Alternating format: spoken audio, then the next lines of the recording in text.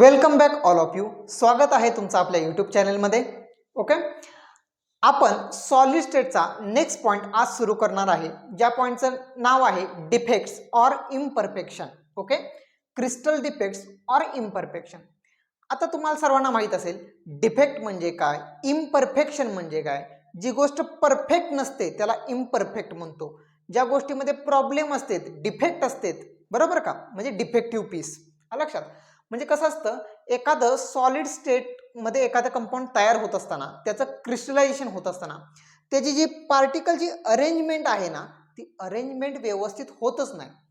अशा वेळेला जो काही डिफेक्ट प्रोड्यूस होतो त्याला आपण क्रिस्टलाइन डिफेक्ट ऑर इम्परफेक्शन म्हणत असतो. ओके, मग तो पॉईंट आज आपण डिटेलमध्ये शिकणार आहे. तर पहिल्यांदा बघा, आपण डेफिनेशन शिकतोय. जर बोर्ड एक्झामला क्वेश्चन आला तर आपल्याला डेफिनेशन क्लिअर असावी. Irregularities in the arrangement of constituent particles of a solid crystal are called defects or imperfection. Irregularities in the arrangement of constituent particles म्हणजे काय, जी पार्टिकलची अरेंजमेंट आहे त्याच्यामध्ये जी काही इररेग्युलरिटी असेल त्याला आपण काय म्हणतो, डिफेक्ट म्हणतो किंवा इम्परफेक्शन्स म्हणतो. ओके, मग हे डिफेक्ट्स नक्की तयार कधी होत असते, जेव्हा क्रिस्टल तयार होत असतो. बरोबर का, कधी उद्भवणार हे डिफेक्ट, कधी क्रिएट होणार, जेव्हा क्रिस्टलायझेशन सुरू असणार, म्हणजे क्रिस्टल तयार होत असणार. बरोबर का, प्रॉब्लेम तेव्हाच तयार होत असते ना जेव्हा ती गोष्ट तयार होत असते, बनत असते, सिंथेसिस होत असते. तोच सेकंड पॉईंट आहे बघा, तोच याचा पहिला पॉईंट आहे बघा. काय म्हणले, defects are created during the process of crystallization. जेव्हा क्रिस्टलायझेशन प्रोसेस सुरू असते तेव्हाच डिफेक्ट सुरू व्हायला सुरू होते, म्हणजे थोडक्यात डिफेक्ट क्रिएट व्हायला सुरू होतात. आता जसं आपण वर्गात समजा इकडं तिकडं आपण बोलत वगैरे हिंडतोय इकडं, ओके, आणि एकदम जर एखादा कडक शिक्षक जर वर्गात आले तर आपण काय करतो, जिथं जागा मिळेल तिथं पटपटपट बसतो. म्हणजे आपली जी बसण्याची स्पीड आहे ते जेव्हा जास्त असतं तेव्हा आपण कुठं पण बसतो, इररेग्युलरिटी जास्त असते. पण जेव्हा आपल्याला ऑलरेडी माहीत असतं आणि आपण निवांत स्लो स्लो स्लो येऊन बसत असतो तेव्हा आपली अरेंजमेंट, बसण्याची पद्धत कशी असते, व्यवस्थित असते. म्हणजे काय, जेव्हा क्रिस्टलायझेशन स्लो होत असतं तेव्हा अरेंजमेंट खूप व्यवस्थित होत असते, डिफेक्ट अजिबात तयार होत नाहीत. पण जेव्हा तीच प्रोसेस फास्ट होणार तेव्हा डिफेक्ट्स काय, जास्त तयार होणार. Correct. Okay, defects are created during the process of crystallization. The defects are more if the crystallization occurs at faster rate. कडक शिक्षक वर्गात आले आणि कसं पण आपण बसायला लागलोय, म्हणजे जर क्रिस्टलायझेशन फास्ट होत असेल तर डिफेक्ट्स काय असतात, मोर असतात. That is defects can be minimised. म्हणजे आपण जर क्रिस्टलायझेशन स्लो केलं तर डिफेक्ट काय होऊ शकते, कमी होऊ शकते. That is defects can be minimised by slowing down the rate of crystallisation. Rate of crystallisation. आणि थर्ड जो सेकंड पॉईंट आहे तो एक महत्वाचा आहे. आपल्याला जी क्रिस्टलायझेशन प्रोसेस स्लो करायची आहे ती स्लो कधी करू शकतो, जेव्हा टेम्परेचर काय असेल, कमी असेल. टेम्परेचर जास्त असेल तेव्हा रिएक्शनचा रेट जास्त असणार, टेम्परेचर कमी असेल तेव्हा क्रिस्टलायझेशन स्लो व्हायला लागतं आणि त्यावेळेला आपला जो क्रिस्टल आहे ना त्याच्यामध्ये डिफेक्ट मिनिमम राहते. ओके, त्याच्यावरून हा सेकंड पॉईंट आलेला आहे. Ideal crystal. आयडियल क्रिस्टल कोणाला म्हणायचं, ज्याच्यामध्ये डिफेक्ट्स अजिबात नाही. Ideal crystal that is with no defects is possible only at absolute zero temperature. आता ॲब्सोल्यूट म्हणजे काय तुम्हाला माहिती आहे, ॲब्सोल्यूट झिरो टेम्परेचर म्हणजे काय, ॲब्सोल्यूट येतं म्हणजे केल्विन. 0 केल्विनला जेव्हा टेम्परेचर 0 केल्विन असतं तेव्हा आपल्याला जे क्रिस्टल मिळतं ते आयडियल क्रिस्टल असतं, त्याच्यामध्ये एकही डिफेक्ट नसतो. ओके, अशा पद्धतीनं हे डिफेक्टचं इंट्रोडक्शनचे काही पॉईंट आहेत. आता अजून याच्यामध्ये काय आपण ऍड करू शकतो बघा. एखादा जो, ओके, इथे एक डेफिनेशन कव्हर झाली. आयडियल क्रिस्टल म्हणजे काय, क्रिस्टल विथ नो डिफेक्ट. कधी कधी आपण आपल्या फायद्यासाठी मुद्दामून डिफेक्ट तयार करत असतो. म्हणजे आपण क्रिस्टलाइन पदार्थाला काय करतो, आपल्या इच्छेनुसार मॅन्युप्युलेट करतो, त्याच्यामध्ये इनपरफेक्शन क्रिएट करतो जेणेकरून आपल्याला फायदा होईल. ह्या चॅप्टरमध्ये आपण ते पुढे शिकणार आहे. सेमीकंडक्टरमध्ये तुम्ही फिजिक्समध्ये पण शिकला असेल, एन टाईप सेमीकंडक्टर आणि पी टाईप सेमीकंडक्टर. आपण डोपिंग करतो ग्रुप नंबर 16 किंवा ग्रुप नंबर 13चे, बरोबर का, आठवत आहे का काय. ओके, ते पण आपण घेणार आहे. म्हणजे हे हा एक्स्ट्रा पॉईंट सांगतो मी. म्हणजे कधी कधी डिफेक्ट्स आपण आपल्या फायद्यासाठी तयार पण करत असतो.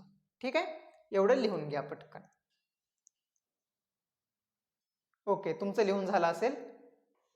ओके, याचाच पुढचा पॉईंट आहे टाइप्स ऑफ डिफेक्ट. काय आपण शिकणार आहे? Types of defect. तर लक्षात घ्या, डिफेक्ट कोणत्या पण क्रिस्टलाइन सॉलिडमध्ये डिफेक्ट मेन 3 प्रकारचे असतात. किती प्रकारचे असतात? बरोबर, 3 प्रकारचे असतात. पहिला असतो पॉइंट डिफेक्ट. पॉइंट डिफेक्ट नावातच आहे. दुसरा असतो लाईन डिफेक्ट. दुसरा काय असतो? Line defect. आणि तिसरा आहे प्लेन डिफेक्ट. प्लेन डिफेक्ट म्हणजे काय? एखाद्या क्रिस्टलाइन सॉलिडमध्ये ठराविक पॉइंटला जर इरेग्युलरिटी असेल किंवा प्रॉब्लेम असेल, डिफेक्ट असेल, तर त्याला म्हणायचं असतं पॉइंट डिफेक्ट. त्याच क्रिस्टलमध्ये पूर्णच्या लाईनच खराब लागली तर त्याला म्हणायचं असतं लाईन डिफेक्ट. पूर्ण लाईन खराब, लाईन डिफेक्टिव्ह आहे, लाईन डिफेक्ट. आणि जर पूर्ण प्लेनच आडवा असा, प्लेनच जर खराब असेल, डिफेक्टिव्ह असेल, तर त्याला काय म्हणतो आपण? Plane defect. पण आपल्या सिलेबसला फक्त आणि फक्त पॉइंट डिफेक्टच आहे. काय आहे? फक्त पॉइंट डिफेक्ट. आपल्या सिलेबसला लाईन डिफेक्ट म्हणजे 12वी पर्यंत इव्हन जे नीटला आणि सीईटी बोर्डला सुद्धा लाईन डिफेक्ट आणि प्लेन डिफेक्ट नाही आहेत. फक्त एकच पहिला डिफेक्ट आहे, तो म्हणजे कोणता? Point defect. ओके. पॉइंट डिफेक्टचे पण फर्दर 3 टाईप पडतात. किती टाईप पडतात? 3. आपण डिटेलमध्ये नंतर कव्हर करणारच आहे, तरी पण एकदा आपण इथं घेऊया. किती टाईप पडतात? 3 टाईप पडतात. पहिला, दुसरा आणि तिसरा. तर पहिला याचा कोणता डिफेक्ट असतो? पॉइंट डिफेक्टचं एक्झाम्पल. पहिला असतो स्टॉइचियोमेट्रिक पॉइंट डिफेक्ट. कोणता असतो? Stoichiometric point defect. Stoichiometric point defect. Second असतो impurity defect.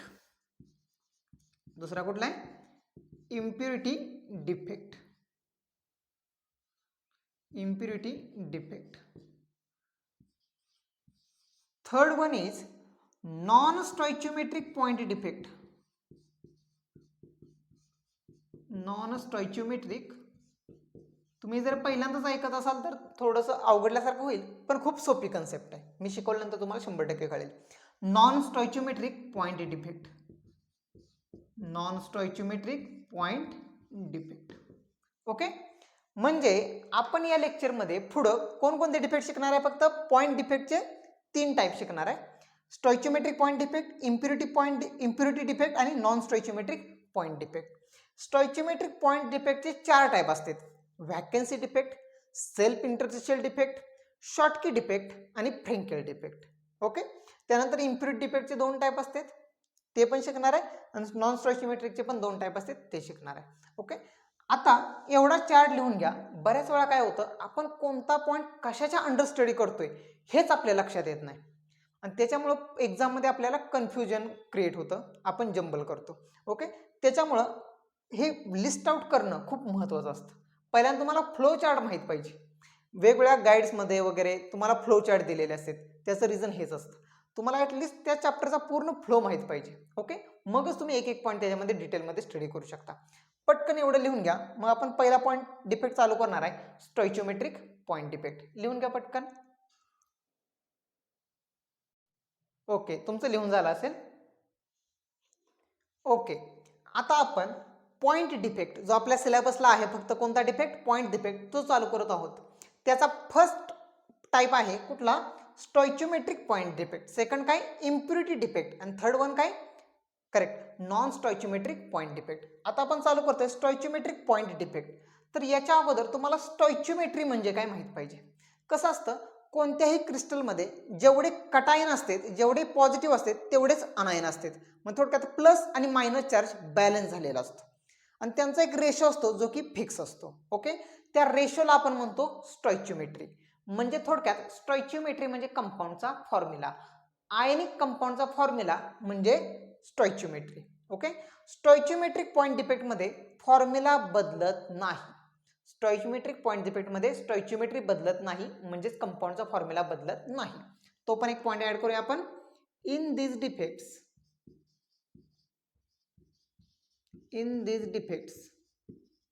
stoichiometry of the solid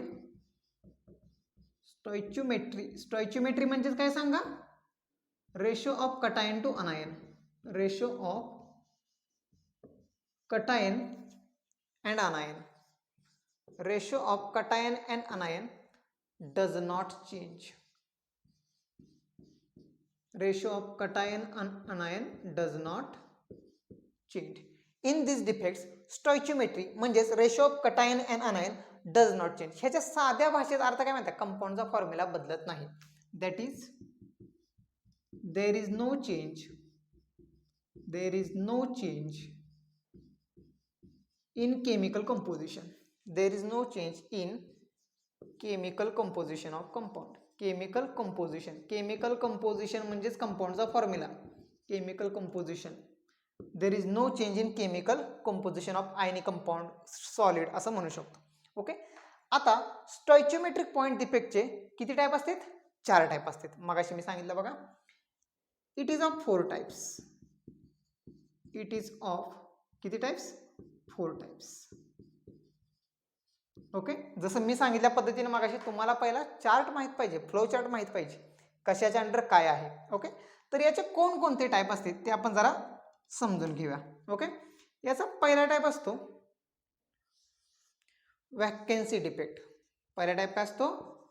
vacancy defect. तुम्हाला नावातच कळते, एखादा पार्टिकल जर मिसिंग असेल तर त्याला म्हणायचं व्हॅकन्सी डिफेक्ट. दुसरा आहे सेल्फ इंटरस्टिशियल डिफेक्ट. खूप सोपे पॉईंट आहेत, अजिबात टेन्शन घेऊ नका. टायटल पाठ करायचं, टायटलवरच लॉजिक लावायचं.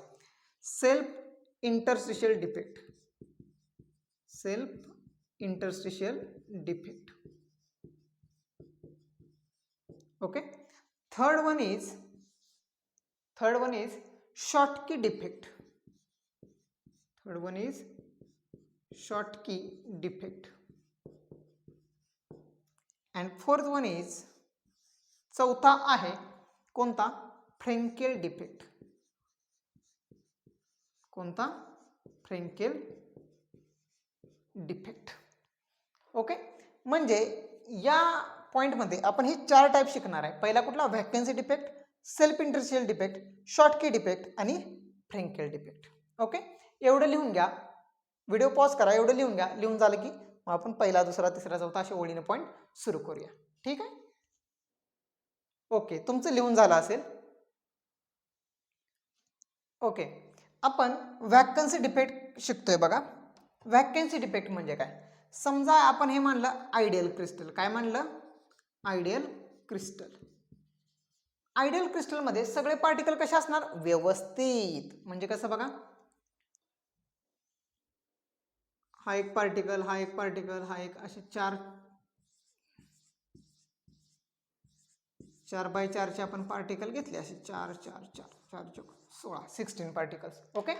ह्याला म्हणतो आपण आयडियल क्रिस्टल. म्हणजे जर अशी अरेंजमेंट असेल तर हे 100% परफेक्ट आहे, आयडियल क्रिस्टल आहे. ओके. आता व्हॅकन्सी डिफेक्ट काय होतं सांगू का? हे तयार होत असताना किंवा तुम्ही याला जर गरम केलं तर ह्यातले काही मेटल्स असतात, काही ॲटम्स असतात, ते काय होतं? ॲटम किंवा पार्टिकल काय असतात? उडून जातात.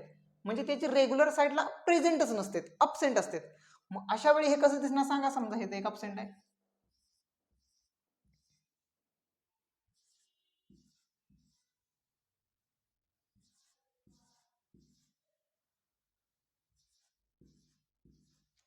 बरोबर. म्हणजे कुठं कुठं व्हॅकन्सी क्रिएट झाली बघा. इथं काय झाली? व्हॅकन्सी क्रिएट झाली. इथं पण काय झाली? व्हॅकन्सी क्रिएट झाली. इथं पण काय झाली? व्हॅकन्सी क्रिएट झाली. म्हणजे काय? जेव्हा क्रिस्टलायझेशन होत होतं तेव्हा ते पार्टिकल्स त्यांचे रेग्युलर साईड सोडून दुसरीकडे कुठेतरी निघून गेले, गायबच झाले. कळतंय? तिथं प्रेझेंटच नाहीत आता. मग त्याच्यामुळं तिथं व्हॅकन्सी क्रिएट होती. तिथं काय क्रिएट होती? व्हॅकन्सी. ही काय आहे? व्हॅकन्सी. इथं पण व्हॅकन्सीच आहे.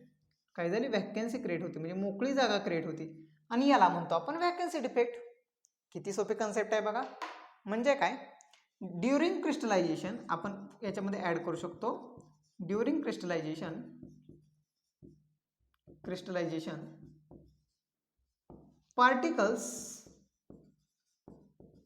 particles are not present at their regular site.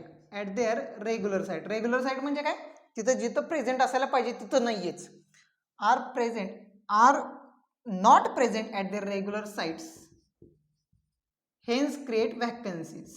Hence create vacancies.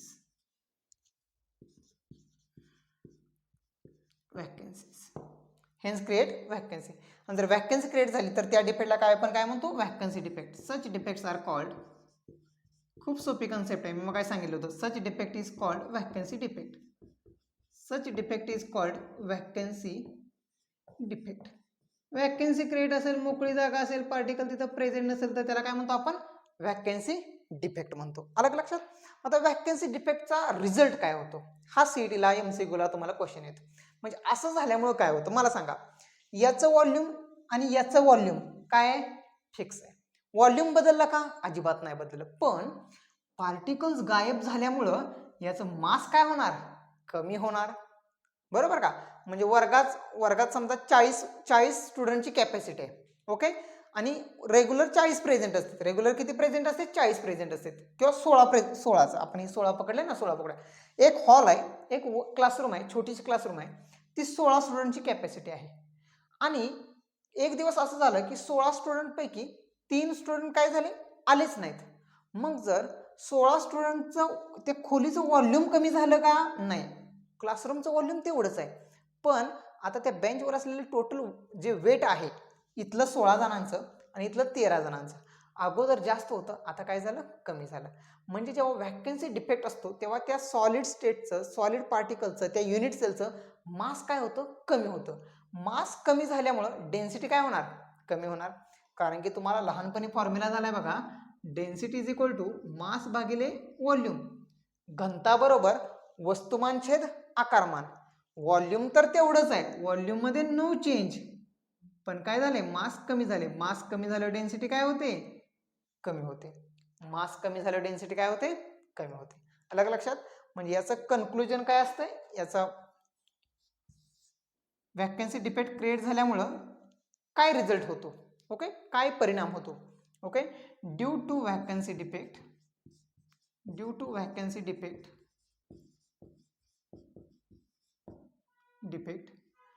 Volume remains unchanged. Volume अजिबात बदलत नाही. Volume remains unchanged but mass decreases. Mass काय होते? कमी होते, कारण गायब झाले ना particle. But mass decreases, hence density also decreases. Density also decreases. Density काय होते? कमी होते.